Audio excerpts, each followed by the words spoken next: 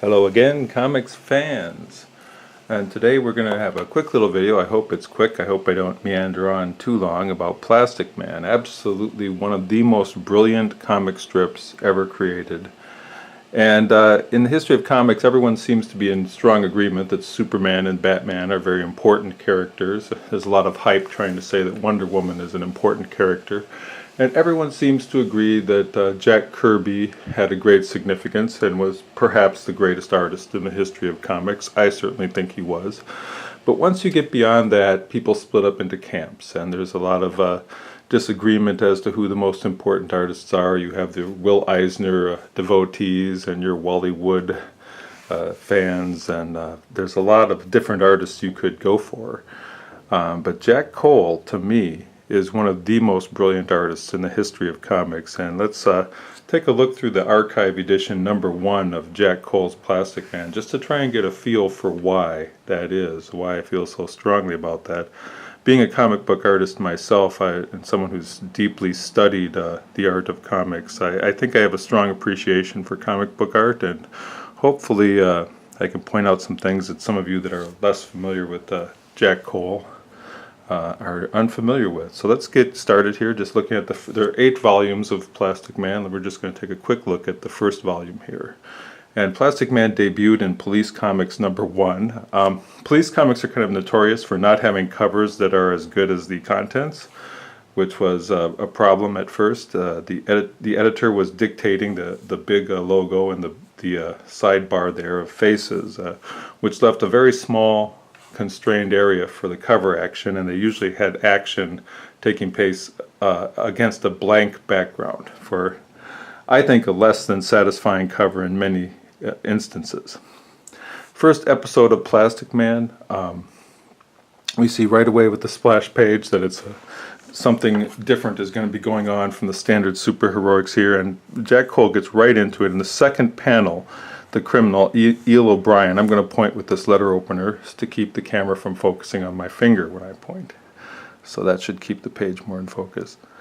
But we see Eel O'Brien, a criminal, gets splashed with the acid, the mystery acid that gives him superpowers, in the second panel. So Jack Cole gets right into it here.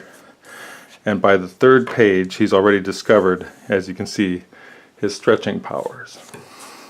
We're mostly going to look at the splash pages, but it's interesting. In the very first story here, we see Jack Cole doing very innovative things with the stretching powers. Plastic Man on the 4th page pretends to be a rug on the floor, and when his former compatriots who left him behind, who he's seeking revenge on, come charging down the stairs, the rug rolls up on them dramatically and captures them.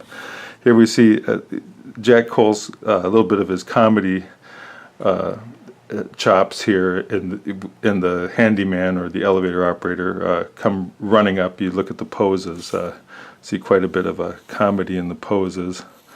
See Plastic Man pulling up his former friends and getting pushed off the building. This gives Cole the opportunity to demonstrate, whoops, it's a very short story, I thought there were 2 pages there. Gives Cole the opportunity to demonstrate another power of Plastic Man, which is bouncing like a ball. Very short story. Another disappointing cover. Plastic Man continues into the next issue, and we're going to move swiftly through, just basically using some of the powers he's used before.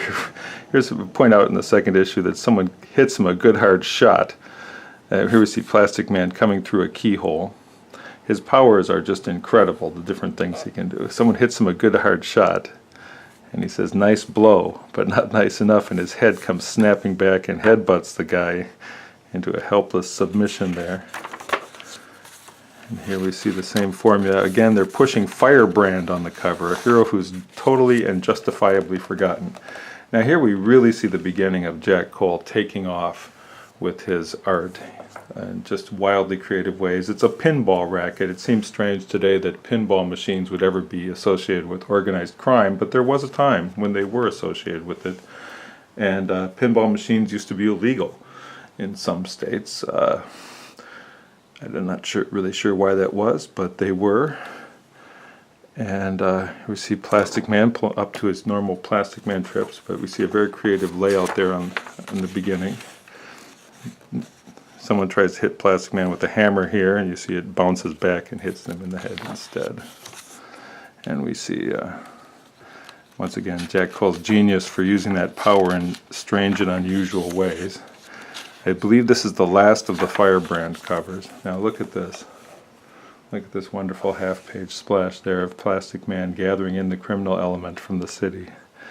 And once again we see Jack Cole, very creative man, going for unusual characters, unusual villains. Here we see the cigar-smoking, tough, broad madam who is absolutely in charge of her own little criminal empire of women, and she's got some very tough women who were trained in the boxing ring, apparently.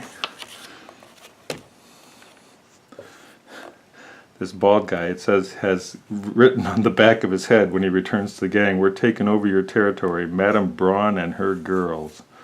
And she is tough. So Madame Braun, actually, a nice little fight here, she tries to slug Plastic Man and he bends around it. Then she tries to pop him another one. He shrinks beneath it.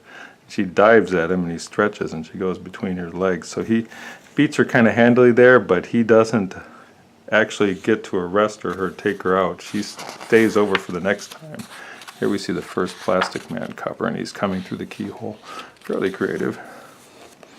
Now check this out, another half-page splash. Look at notice how the lettering is just creatively reimagined for like every story. Jack Cole just threw that in as an extra. You know, he could have done the lettering once and then just pasted it, cut and pasted it onto used a stat camera to make copies and cut and pasted it onto each story. Those things did happen. Not everybody creates a new lettering for every story.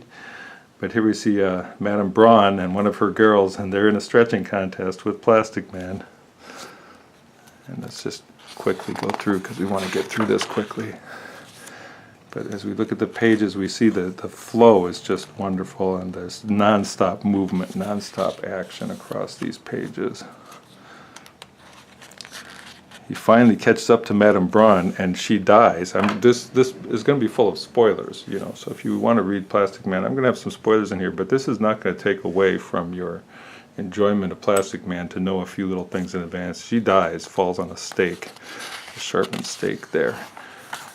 Jack Cole quite often had harsh violence put in it where you least expect it. It's part of the charm of his work that you never knew if you're going to get comedy or drama out of him, and quite often both on the same page. You see, notice the fresh lettering there, and Plastic Man on the stock market charts. Let's go through and look at some splash pages. We don't want to analyze every story. There's a very creative cover, Plastic Man covering the criminals. This meeting is adjourned on account of Plastic Man, says the criminal at the front, and the fist comes up from the back, punches him one in the stomach there.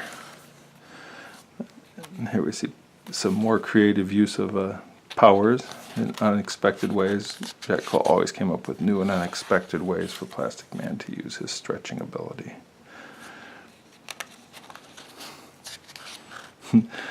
After the gang is captured, look at the final two panels to see Cole's wonderful sense of humor here. The gang is soon in jail. "I told you guys Eel O'Brien is a jinx. If you'd have listened to me," and they all tell him, "Shut up." Eel O'Brien is the alter ego of Plastic Man. Eel O'Brien is the criminal who got doused with the weird acid that made him into Plastic Man. And you see the cover format is gone to Plastic Man, but this format is kind of a waste of Jack Cole's talents because the splash pages are so much better than the covers. But look at this. There's a giant 8-ball crashing through a building. Look at the wonderful lettering here. 8-ball sitting on top of a volcano is actually a giant hollowed out robot round vehicle run by a mad scientist. And this story, more than any other story, is where Plastic Man really begins to take off into the wild blue yonder of sheer comic book insanity, but it's wonderful. And the giant 8-ball goes downhill, it crashes through a dam, it hits a city, it's knocking over buildings. What can Plastic Man do about it? This is maniacal. Mad scientist. Plastic Man actually hitches a ride on a plane and then drops from the sky, because he can drop from any height. He lets the ball roll over him and flatten him. He's walking along next to it, trying to figure it out, and he manages to get inside. And then he stretches his face into a giant snake and sticks his head down there with his face and neck. People think that he's a snake, and he actually bites someone on the neck. That's plastic. The snake is Plastic Man's head and neck and face. He scares the crap out of him with his snake impression, which it is pretty scary. It is pretty awful. Here's a little explanation of the 8-ball. Do you really need an explanation? Isn't it enough? It's a giant 8-ball rolling through. I mean, this is, I admire this story so much. And Plastic Man fights everybody inside, and he manages to stop it just in time. And he's the hero for once, and you can see everyone's holding him up and saying, "Hooray for Plastic Man." There's a question mark coming out of Plastic Man's head, because he's like, what the hell? I'm a hero? What does this mean? Another cover? Not as good as the splash page. Look at that lettering. Look at that 3D effect on the lettering. Oh my god, that's so great.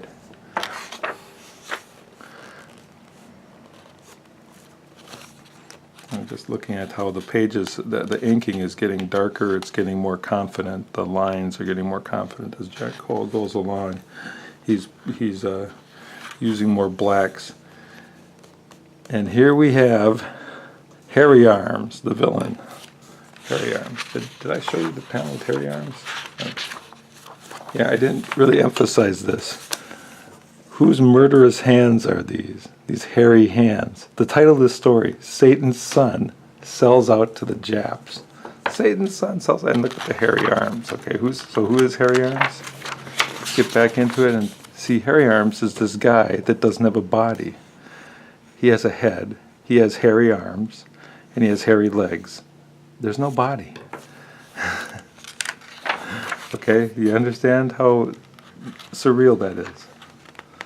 Plastic Man, of course, manages to save the day in the end. But first they find out that this woman, who was apparently a victim earlier in the story, is actually a dummy that Hairy Arms has been working from the inside. There's a guy getting shot right through the brain case. All right, here we go. The covers are starting to get a little better. Now look at this lettering. Look at the background of the black and white stripes. It's awesome. And here's a Mussolini, Tojo, and Hitler, all getting slugged with one punch by Plastic Man. If that isn't one of the best, pro-USA, pro-Allies propaganda cartoon splash pages or covers of World War II, I don't know what is. It's right up there. Certainly right up there.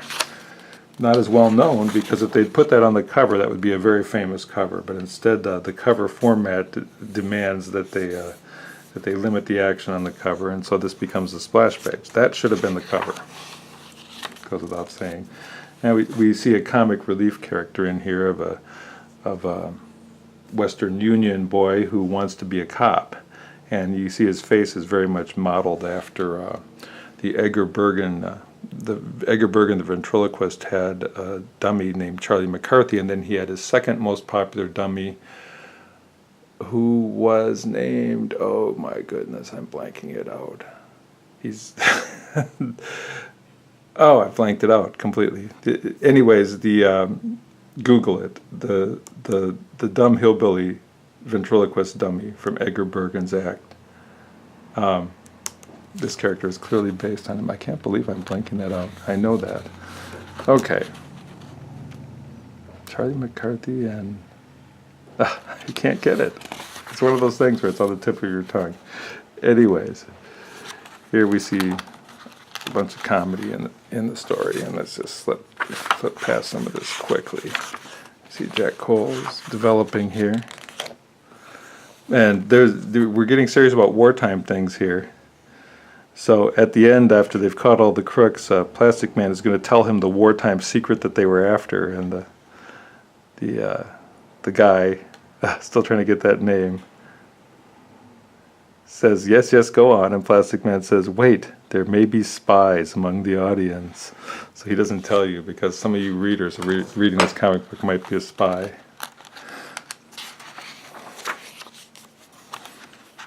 And here you see Plastic Man just going over the top. But London 1642, we have time travel, and we have all this look back on in time. And this story gets really crazy really fast. I want to point out that there are giant handprints. There are giant handprints in this story, right? What are the giant handprints made by? They're made by a giant walking on his hands, okay? Plastic Man's doing his best to fight him, giant walking on his hands. But it's kind of a lost cause, and has to bring in a pretty girl, has to arrange a marriage. I can't remember all the details. But here comes the giant again. Here comes the giant. Plastic Man is actually in the house that's on top of his head. So the giant takes Plastic Man and he eats him. He eats him. Right? Plastic Man's in the giant's stomach and he's tearing it up. He's punching the hell out of his stomach. The giant can't take it. He tries drinking water. Plastic Man's drowning. He's got to get out. So what does he do? He turns himself into a ball, blocks the giant's throat, chokes him from the inside, and then Plastic Man escapes after the giant collapses. Now, is the giant dead? Very possibly. But when he's buried, he says he'll return, and Father Time agrees with him. Father Time agrees with him. So that's clearly Father Time. See the India Rubber Man. Again, we see the creative lettering here. Another good time of the splash page being better than the cover. I'm just going to go through these quickly now. See, kids want to salvage Plastic Man for the scrap drive. Here is a very significant cover. Look at the great lettering. Woozy winks, Plastic Man's long-suffering comic relief sidekick who cannot be harmed. He was blessed by a person, a magical person in the swamp. He saved the life of a person in this swamp from drowning. And they said the magic word of Shadow. And from this day forward, he's protected by nature. He can't be harmed. He tests this by beating himself in the head with a hammer and then jumping off a cliff. Makes sense to me. And he goes out. Woozy Winks sets out on a life of crime. He flips a coin first to decide if he'll be good or bad. And one of his first jobs is breaking statues for this sculpture. The gang hires him to cut off the sculptor's arm with a saw so that he can't make any more statues. And when Plastic Man intervenes, lightning and a hail of rocks from the heavens, all sorts of things protect Woozy. So now we see how the surrealism and the comedy of this strip is completely unique. And at the end here, a Black Panther comes into play, but when Plastic Man assumes the face of the bad guy, then the Panther doesn't know who to attack. So he tries once again to get Woozy, and a tree grows right in front of him. He can't stop him, but he winds up guilting Woozy with his mom, saying that, would your mom be proud of your life of crime? And here's Woozy shedding a tear, and he can't take all the guilt. So Plastic Man guilts him into giving up his life of crime. And this story continues into the next one. And again, should this have been the cover? Absolutely. This cover, this splash page is so much superior to the cover. But we see another Plastic Man and Woozy team up, the first of many. You see how black the pages are getting? How Jack Cole's using more and more black ink on these pages. Just going to skip through. This is the beginning of a long-running partnership between Plastic Man and Woozy. Once again, don't mind him. I'm the Spirit. The Spirit is actually coming in as second banana in Police Comics. And look at this great cover of the winter down south of the border. The weather goes haywire. It's a great panel of a Plastic Man changing his face.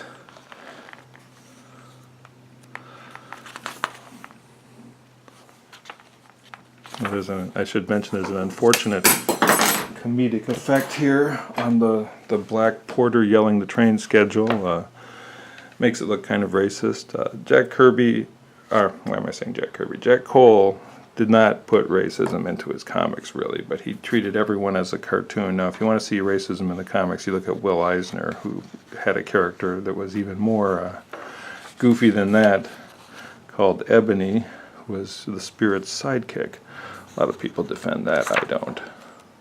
Ebony was the last hurrah of racism in popular comics, really.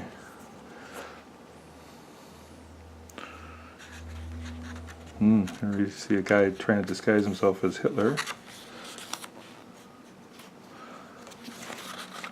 I'm going to have to get my hand in here and flip through. Plastic Man rolls up a whole group of people here into a snowball. This woman's trying to kiss him. They're all trying to kiss him. He gets the heck out of there. No kissing. You know, here's the Spirit and Ebony. Ebony is a racist stereotype. Will Eisner's a great creator, but putting Ebony in this strip was a mistake, I think. Great cover. Gremlins. Bugging Plastic Man with all sorts of horrible thoughts. There's some Native Americans in there. That's an interesting story. Involves a ghost. Plastic Man stories, you never know where they're going. Alright, finally we get some decent covers here. Plastic Man wriggles through another adventure. Of course, it's got to be a Native American with a peace pipe, but finally getting Plastic Man taking over the covers, and we don't get that horrible lineup of heads, which takes up so much space. Look at this brilliant splash page here. The bats. Plastic Man comes out of the house. He's fighting the bats. I guess this is continued from the last story with the Native Americans. Notice that the guy dressed up like a ghost. Look at this sequence. Look how visual this is. He pokes him and then he bounces off. He's falling literally down the steps, but Plastic Man gets to the bottom first and wraps him in a ball and bounces him. Woozy Winks has been holding this hand thinking it's Plastic Man's hand, but it's a dummy hand.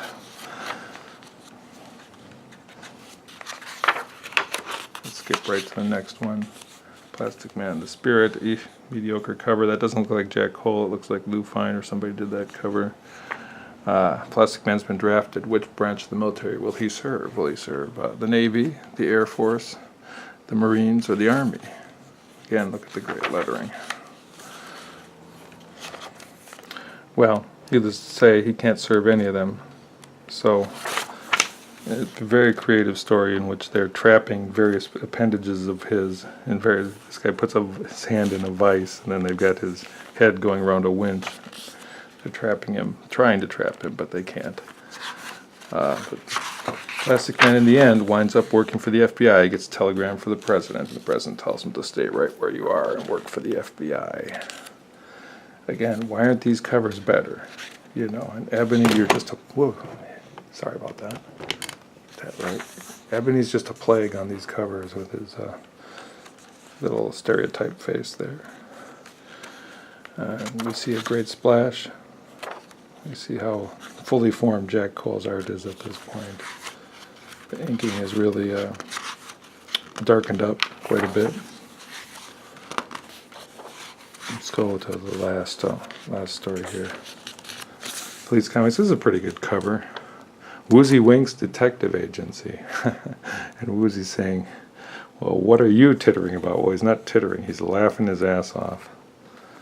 And this story has a dynamite explosion right in the beginning.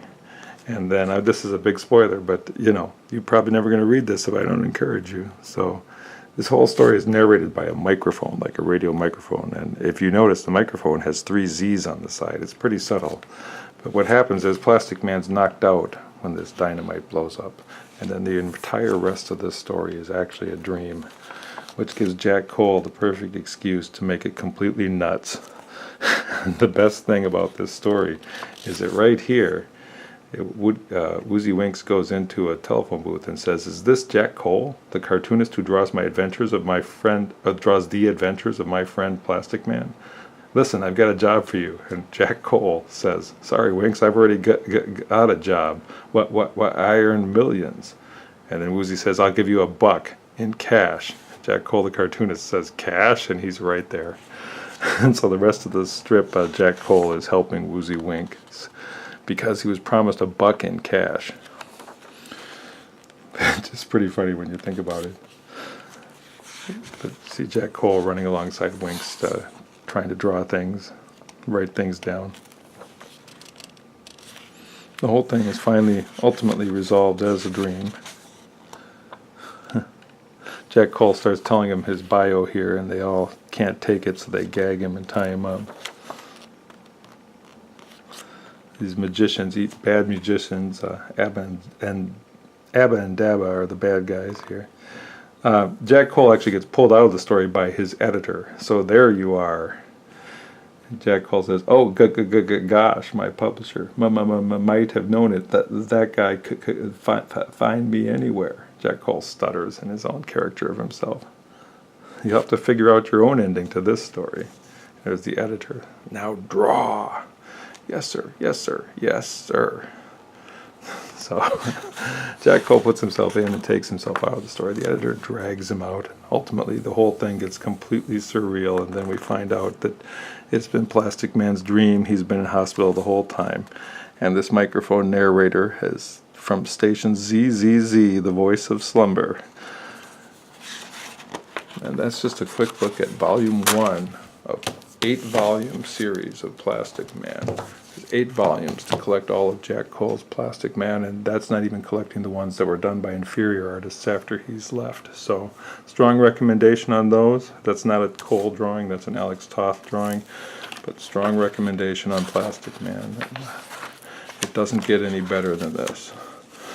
As far as Golden Age comics, it's one of the all-time great Golden Age comics, so I just wanted to put a little bit of that on video, so for those of you who have never seen it, now you know. Plastic Man is so cool.